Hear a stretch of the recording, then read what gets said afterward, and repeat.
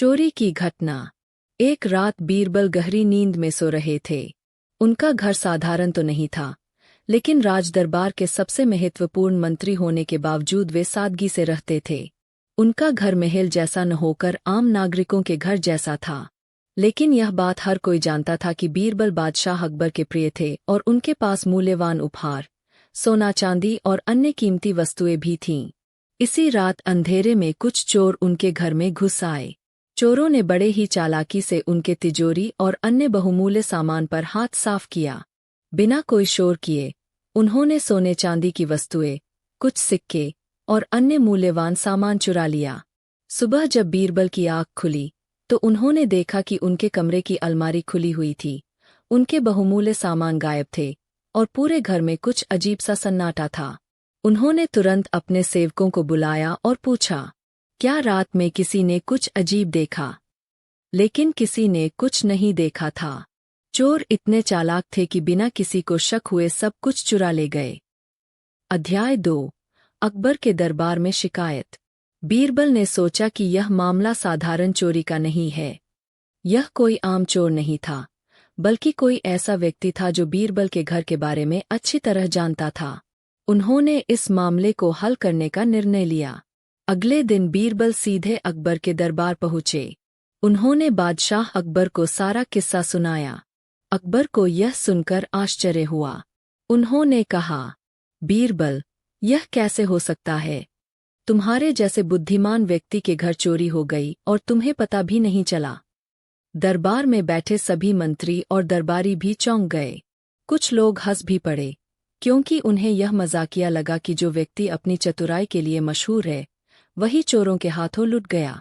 बीरबल मुस्कुराए और बोले, जहांपनाह, इस चोरी की जांच मैं खुद करना चाहता हूँ, लेकिन मुझे आपकी अनुमति चाहिए कि मैं अपने तरीके से इस चोर को पकड़ने की योजना बनाऊं। अकबर ने तुरंत अनुमति दे दी और कहा, बीरबल, हमें पूरा विश्वास है कि तुम इस मामले को सुलझा लोगे, लेकिन ध्यान रहे, चोर को पकड़कर सबक सिखाना जरूरी है। अध्याय 3। चोर को पकड़ने की योजना। बीरबल ने सबसे पहले अपने घर के सभी नौकरों और सेवकों से अलग अलग पूछताछ की। उन्हें किसी पर संदेह नहीं हुआ, लेकिन एक बात साफ थी, यह काम किसी ऐसे व्यक्ति का था जो उनके घर और दिनचर्या को अच्छे से जानता था। फिर उन्होंने नगर के सबसे बड़े बाजार में जाकर कुछ सोने चांदी के व्यापारियों से बातचीत की। उन्हें उम्मीद थी कि चोर जल्द ही चोरी का सामान बेचने की कोशिश करेगा। इसी बीच बीरबल को एक नया विचार आया।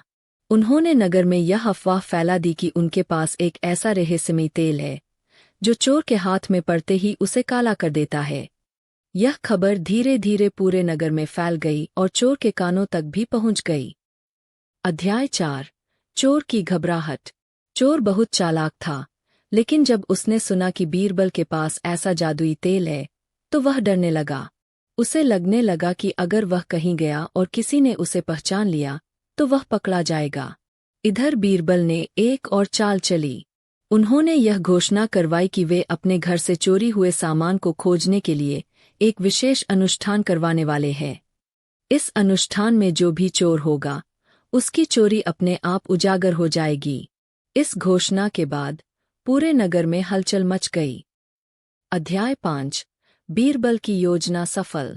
बीरबल ने एक बड़ा समारोह रखा, जिसमें सभी लोगों को बुलाया गया। उन्होंने एक बड़ा तंबू लगवाया और उसके अंदर एक घड़ा रखा। उन्होंने कहा कि जो कोई भी इस घड़े में हाथ डालेगा, अगर वह निर्दोष हुआ तो कुछ नहीं होगा, लेकिन अगर वह चोर हुआ तो उसके हाथ काले हो जाएंगे। सभी लोगों को एक एक करके घड़े में हाथ डालने को कहा गया। चोर बहुत डर गया। उसने सोचा कि अगर वह हाथ डालेगा और उसके हाथ काले हो गए तो वह पकड़ा जाएगा। इसलिए जब उसकी बारी आई तो उसने चुपके से हाथ अंदर डाले बिना ही बाहर निकाल लिए। जब सभी लोगों ने हाथ बाहर निकाले तो बीरबल ने सबके हाथ देखे।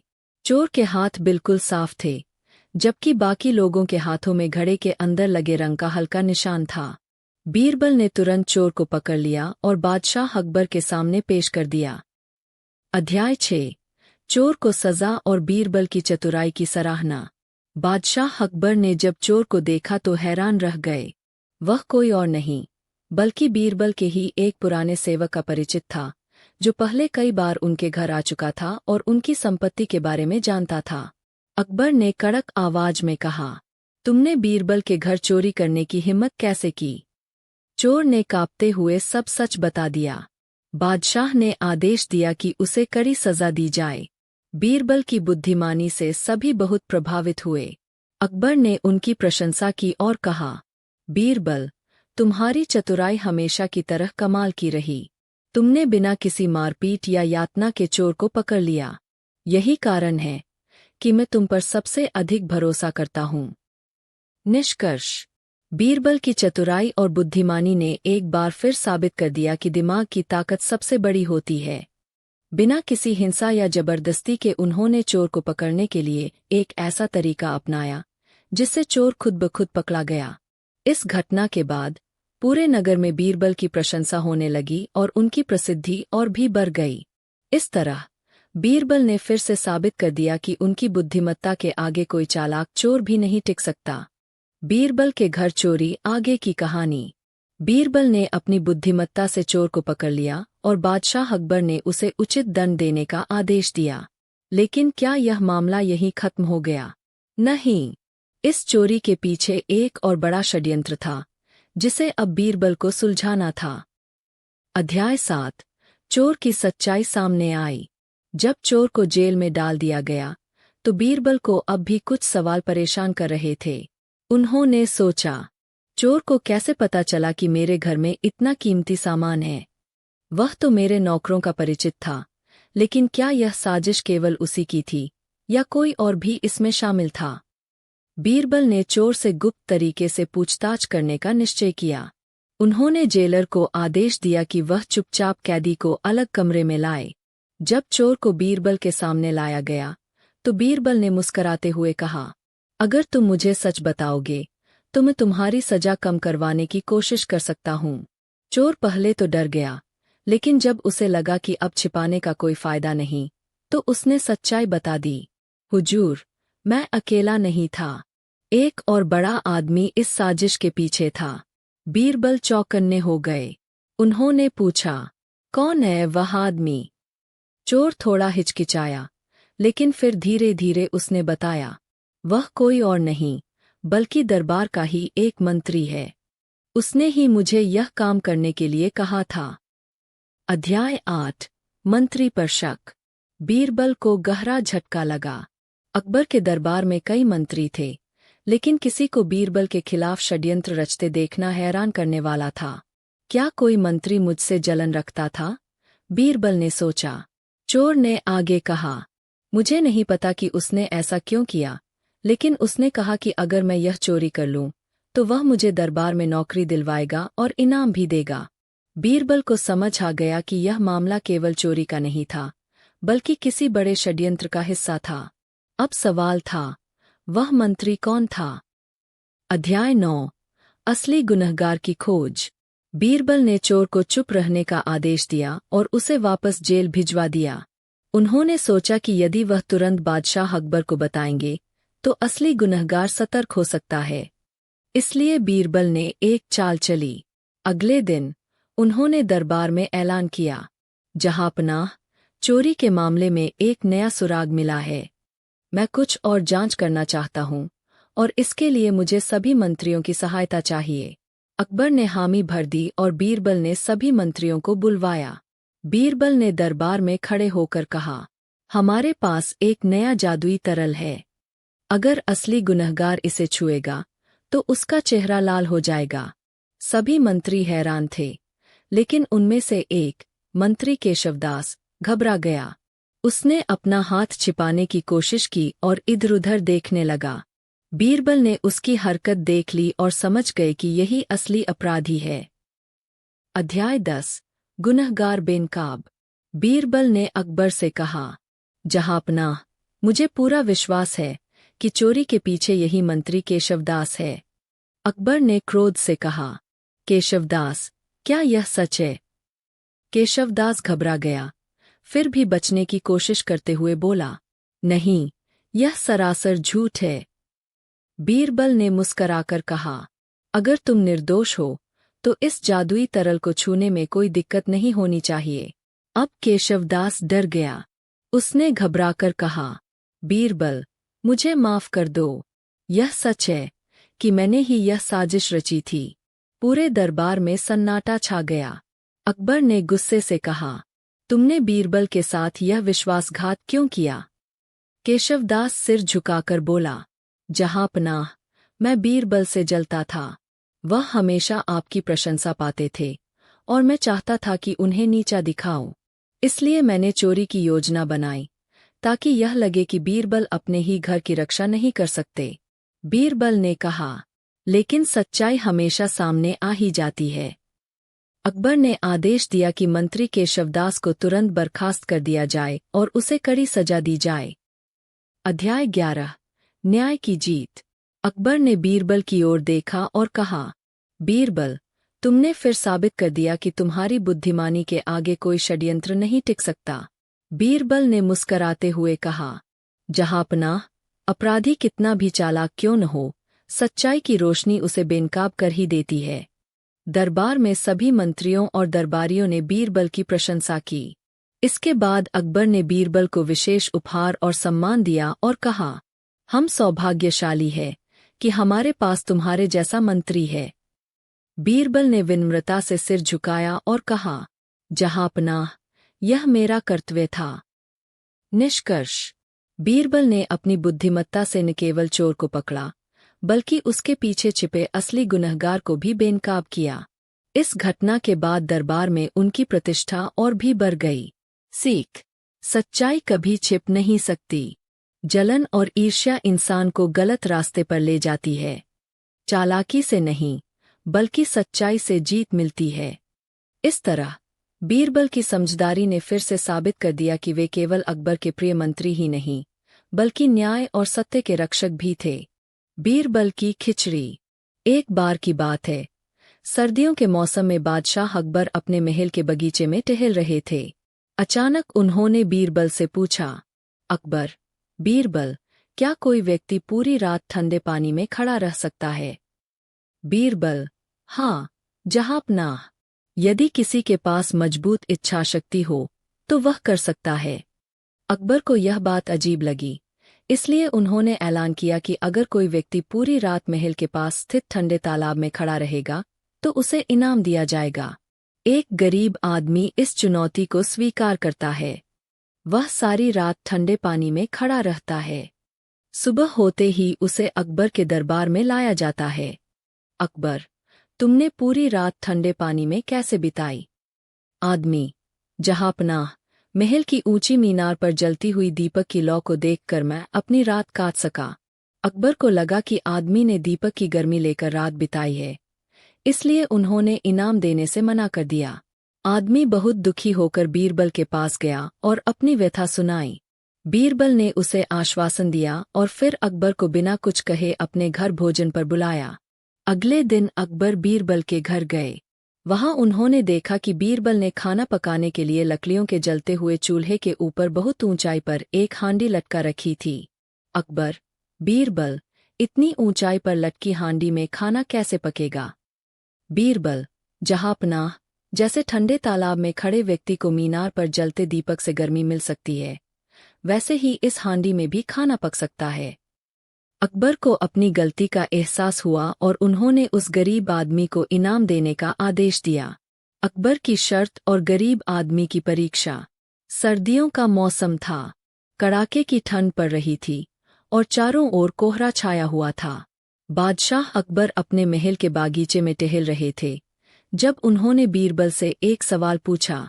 अकबर, बीरबल, क्या कोई इंसान ठंडे पानी में पूरी रात बिना किसी सहारे के खड़ा रह सकता है?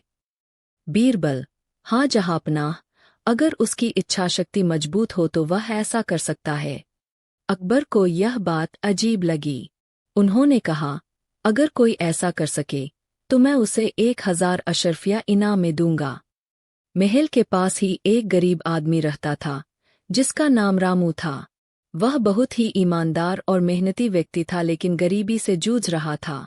जब उसे इस शर्त के बारे में पता चला तो उसने इस चुनौती को स्वीकार कर लिया। अकबर ने अपने सैनिकों को आदेश दिया कि वे इस परीक्षा पर नजर रखें। रात भर रामू ठंडे पानी में खड़ा रहा।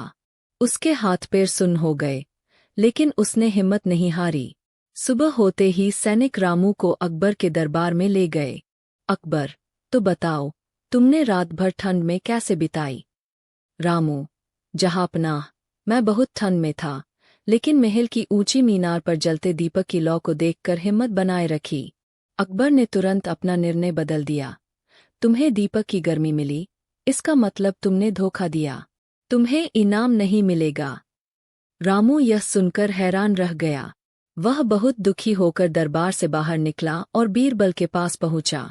भाग 2, बीरबल की चतुराई। रामू की आप बीती सुनकर बीरबल समझ गए कि यह सरासर अन्याय है।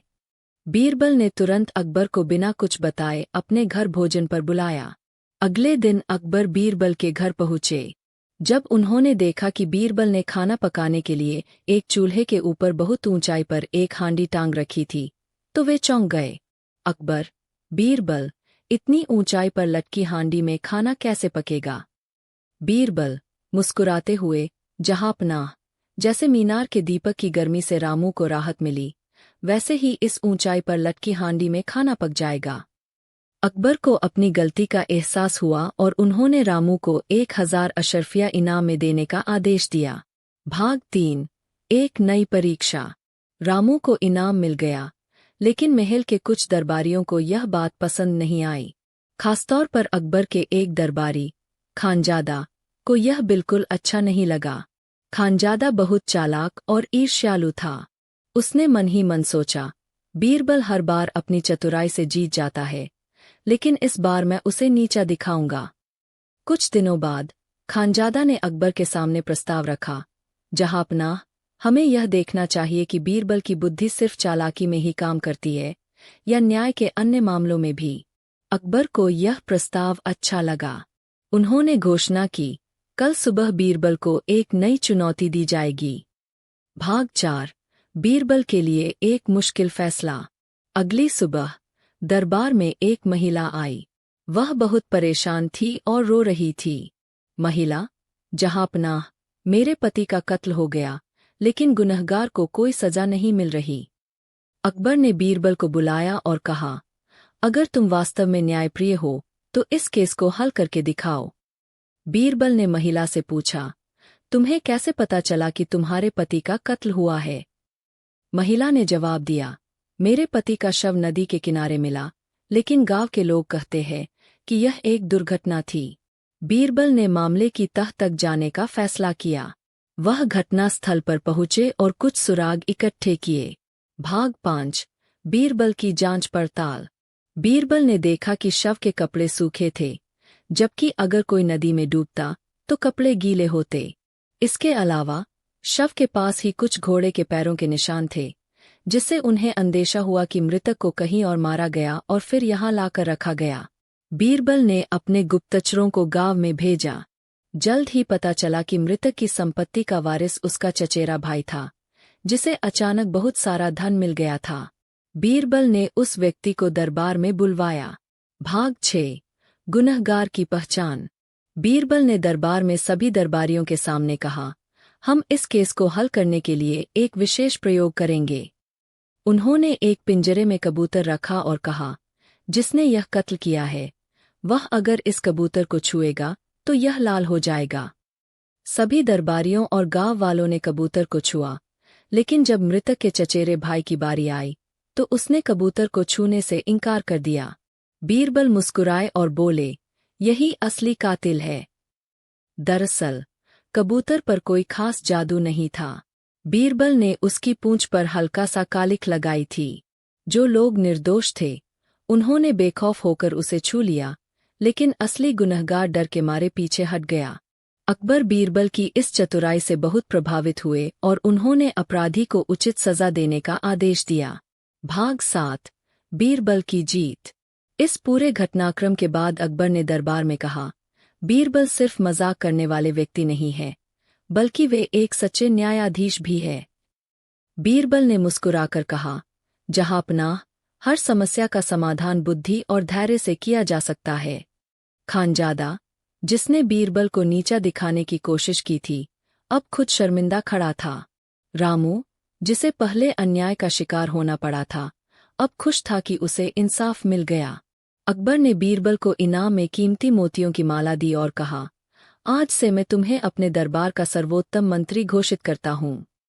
बीरबल ने झुककर अभिवादन किया और दरबार में तालियों की गूंज उठी। शिक्षा। एक, बुद्धिमानी से हर समस्या का हल निकाला जा सकता है। 2, अन्याय के खिलाफ आवाज उठानी चाहिए। 3, ईर्ष्या और चालाकी से कुछ हासिल नहीं होता, बल्कि सच्चाई और न्याय ही जीतते हैं। अकबर और बीरबल, न्याय और चालाकी की अगली दास्तान। प्रस्तावना। बहुत दिनों पहले की बात है।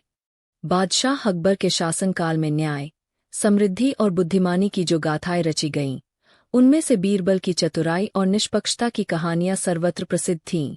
हाल ही में बीरबल ने एक बार फिर अकबर के दरबार में न्याय की मिसाल कायम की थी, जब उन्होंने एक गरीब व्यक्ति के साथ हुए अन्याय का पर्दाफाश कर उसे न्याय दिलवाया था।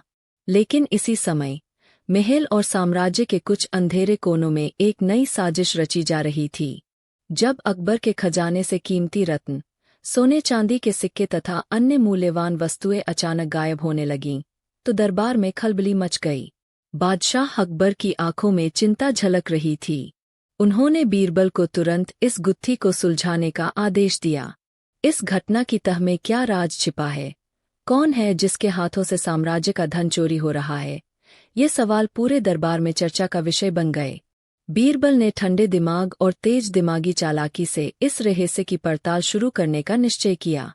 इस कहानी में हम जानेंगे कि कैसे बीरबल ने अपने अद्भुत अवलोकन और बुद्धिमत्ता से इस साजिश का पर्दाफाश किया और न्याय की स्थापना को सुनिश्चित किया।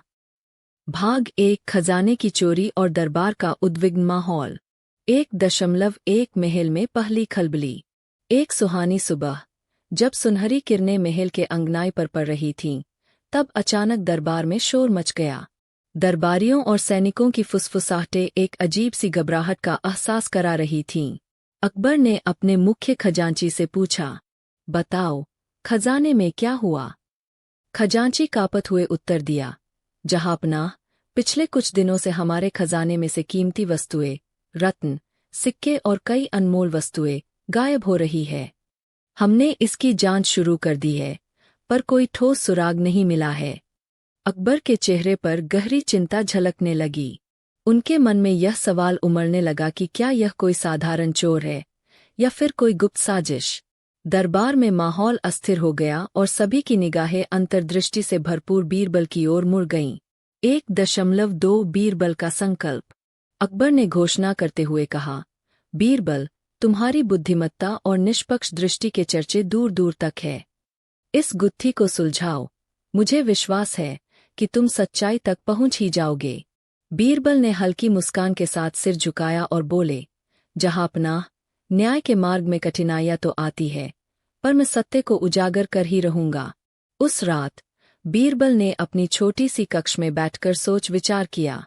उसने महसूस किया कि यह चोरी केवल महल की संपत्ति तक सीमित नहीं है, बल्कि इसमें कोई गहरी साजिश और राज छिपा है। दरबार में हाल ही में अकबर के एक पुराने विरोधी, खानजादा, ने भी अपनी बात रखना शुरू कर दी थी। बीरबल को शक हुआ कि शायद इस घटना में खानजादा की चाल भी शामिल हो सकती है। भाग 2, बीरबल का गुप्त निरीक्षण। आम जनता में छुपे सुराग। 2.1 रूप बदलकर गुमनाम बनना। अगले दिन बीरबल ने एक योजना बनाई। उन्होंने अपने कुछ भरोसेमंद सहयोगियों के साथ निर्णय किया कि वे गुप्त रूप में आम लोगों में शामिल होकर इस चोरी की तह तक पहुंचेंगे। बीरबल ने स्वयं भी एक साधारण व्यापारी का रूप धारण कर लिया। अब बीरबल, बीरमल के नाम से एक छोटी सी दुकान खोलने का ढोंग करने लगे। गांव-गांव, बाजारों और चौराहों पर वे नजर रखने लगे। बीरबल ने देखा कि गांव के बुजुर्ग, बाजार के दुकानदार और यहाँ तक कि गली-गली में रहने वाले भिखारियों से भी ऐसे अफवाहें सुनाई दे रही थीं कि महल के खजाने से संबंधित कुछ गड़बड़ हो रही है। एक बूढ़ी औरत, जिसे गांव में सभी माँ सरला कहकर पुकारते थे, ने बीरबल से कहा, बेटा, मैंने सुना है कि रात के अंधेरे में महल के पास एक रहस्यमयी आवाज सुनाई देती है और कोई अजनबी व्यक्ति महल के पीछे से गुजरता है। बीरबल ने मां सरला की बात ध्यान से सुनी और मन में ठान लिया कि इस सुराग को और गहराई से जांचना होगा। 2.2 गांव के लोगों से बातचीत। बीरबल ने कई गांवों का भ्रमण किया। उन्होंने एक किसान से पूछा, क्या आपने कुछ असामान्य देखा या सुना है? किसान ने उत्तर दिया, बीरबल भाई, पिछले कुछ दिनों से रात में खेतों के पास अजीब सी रोशनी दिखाई देती है, जैसे कोई मशाल लेकर चल रहा हो। एक और व्यक्ति ने बताया, कुछ लोग कहते हैं कि एक अजनबी आदमी महल के पीछे वाले जंगल की ओर रात में जाता है। इन सब बातों से बीरबल का संशय और गहरा हुआ। उन्होंने महसूस किया कि यह चोरी केवल महल की आंतरिक गलियों में ही सीमित नहीं है, बल्कि बाहरी दुनिया में भी कोई गुप्त योजना चल रही है। बीरबल ने तय किया कि वह अगले कुछ दिनों तक गुप्त निगरानी करेंगे और सुरागों को जोड़कर एक स्पष्ट तस्वीर बनाएंगे। 2.3 एक नई गाथा की शुरुआत। रात का समय था। बीरबल ने अपने रूप को बदलकर एक साधारण भिखारी का वेश धारण किया। वह चुपके चुपके महल के पास के एक छोटे से जंगल में पहुंचे। वहां उन्होंने देखा कि कुछ अजनबी लोग हल्की रोशनी लेकर एक छिपी हुई गुफा की ओर बढ़ रहे थे। बीरबल ने अपनी आंखों से सब कुछ नोट किया, उनके बोलचाल, उनके व्यवहार और वह गुफा जहां वे जा रहे थे। उनकी जिज्ञासा और भी बढ़ गई। उन्होंने सोचा, यह गुफा महल के खजाने से कैसे जुड़ी हो सकती है? बीरबल ने अपने साथ एक छोटा नोटपैड रखा था, जिसमें उन्होंने सब सुराग लिखने का निश्चय किया।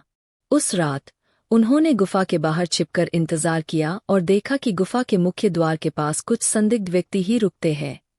उनके बीच में खानजादा के कुछ पुराने साथी भी दिखाई देने लगे। बीरबल के मन में यह शक गहरा हो गया कि शायद खानजादा इस साजिश का मुखिया है। उन्होंने चुपचाप सब कुछ नोट किया और अगले दिन तक गुफा से दूर रहे। भाग 3 दरबार में उठती चर्चाएं। साजिश के सुराग। 3.1 दरबार में बढ़ती अफवाहें। महल लौटते समय बीरबल ने अपने साथी दरबारी अधिकारियों से गुप्त रूप से बातचीत की। उनमें से एक ने कहा, जहांपनाह, मैंने भी कुछ अजीब देखा है। रात के समय कुछ दरवाजे खुले रहते हैं और कुछ दरबार के कर्मचारी गायब हो जाते हैं। दरबार में यह चर्चा तेजी से फैल गई।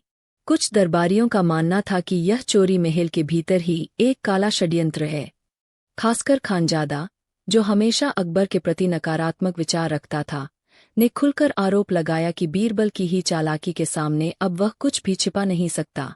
अकबर ने सबकी बातें ध्यान से सुनी। उन्होंने कहा, हमें सच्चाई का पता लगाना होगा, चाहे वह कितनी भी गहरी क्यों न हो। 3.2 बीरबल का गुप्त संवाद।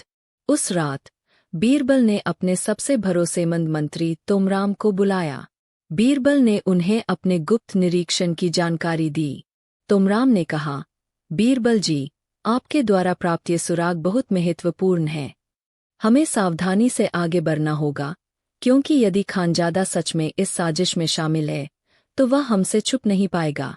बीरबल ने आगे बताया, मैंने देखा है कि महल के पास की गुफा में कुछ संदिग्ध गतिविधियां हो रही है।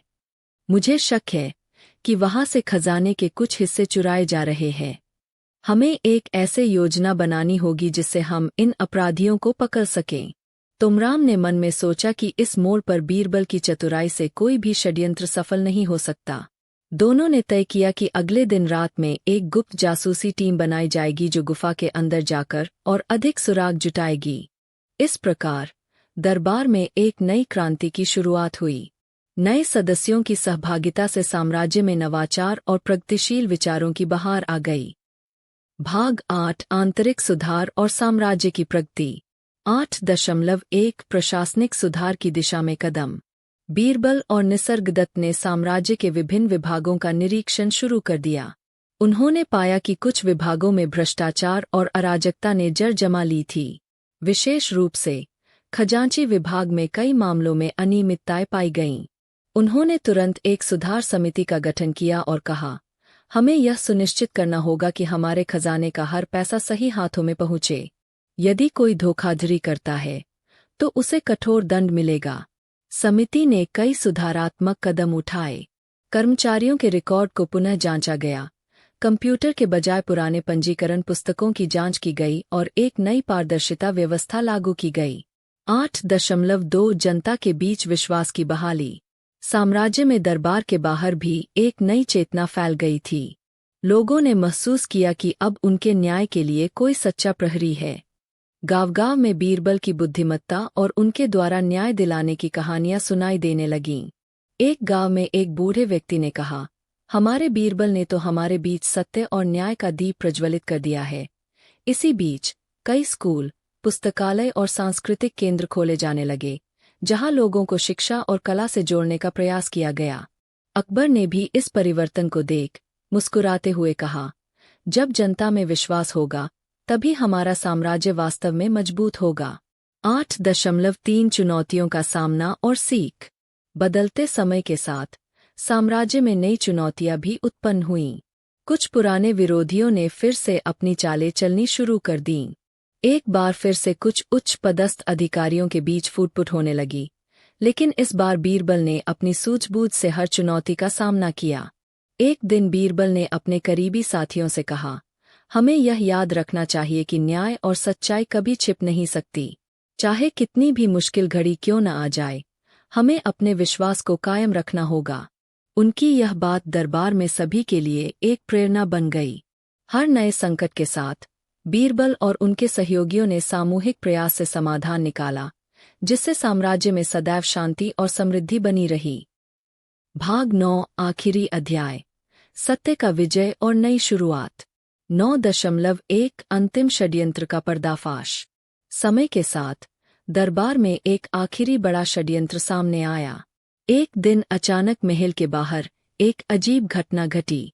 महल के मुख्य द्वार पर लगे विशाल किले के प्राचीर पर अचानक कुछ अजीब सी लकीरें उभर आईं, जिन्हें देखकर सभी दरबारियों के मन में भय फैल गया। बीरबल तुरंत घटनास्थल पर पहुंचे। उन्होंने देखा कि ये लकीरें किसी ने जानबूझकर बनाई थी ताकि महल के सुरक्षा व्यवस्था में खामी पैदा हो सके। बीरबल ने गहराई से निरीक्षण करते हुए कहा, यह तो एक चेतावनी है। कोई हमारे खिलाफ फिर से साजिश रचने की सोच रहा है। उन्होंने तुरंत दरबार में सूचना दी और सुरक्षा बलों से कहा कि महल के चारों ओर कड़ी निगरानी रखी जाए। इस बीच बीरबल ने अपनी गुप्त जांच शुरू कर दी।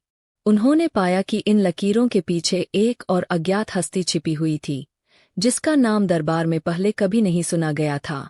9.2 अनजान चेहरा और उसकी पहचान। बीरबल ने अपने गुप्त सूत्रों से पता लगाया कि यह चेहरा दरबार के भीतर ही कहीं से निकला है। उन्होंने एक ऐसे व्यक्ति की खोज शुरू की, जिसने कई बार महल के अंदर ही चोरी तथा षड्यंत्र में भागीदारी की थी, परंतु उसका असली नाम हमेशा गुमनाम रहा।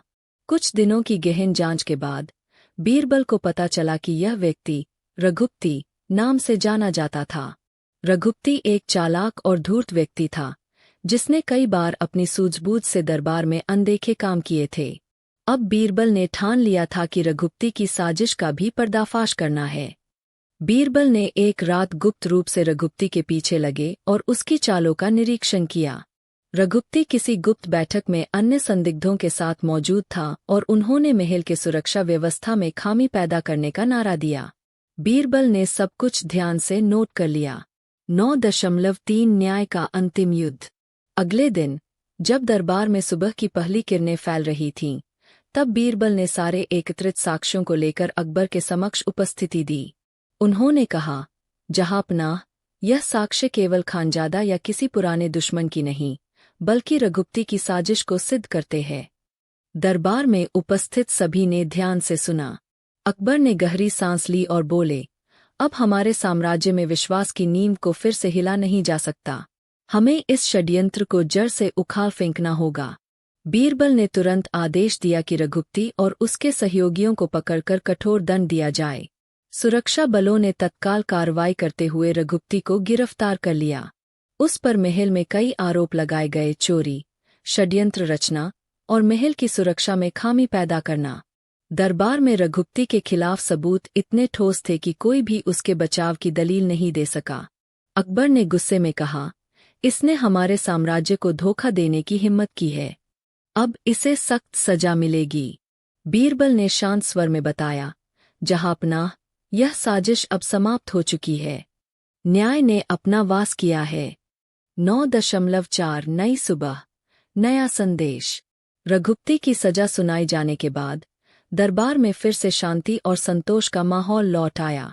अकबर ने बीरबल को गले लगाते हुए कहा, तुमने न केवल हमारे साम्राज्य को बचाया, बल्कि हर उस व्यक्ति को दिखा दिया कि सत्य और न्याय कभी पीछे नहीं हटते। बीरबल ने विनम्रता से सिर झुकाया और कहा, जहांपनाह, यह हम सभी की मेहनत और विश्वास का परिणाम है। आज का दिन हमें यह याद दिलाता है कि हमें सदैव सजग रहना होगा, क्योंकि अंधकार चाहे कितना भी घना क्यों न हो, उजाला अंततः अपनी जीत दर्ज कर लेता है। दरबार में उपस्थित लोगों ने जोरदार तालियों से इस संदेश का स्वागत किया। इस दिन के बाद से महल में न केवल सुरक्षा के प्रबंधों को और कड़ा किया गया, बल्कि सभी कर्मचारियों और दरबारियों में ईमानदारी और पारदर्शिता की भावना को भी मजबूत किया गया। भाग 10 अंतिम चिंतन, ज्ञान, न्याय और मानवता का संगम। 10.1 बीरबल का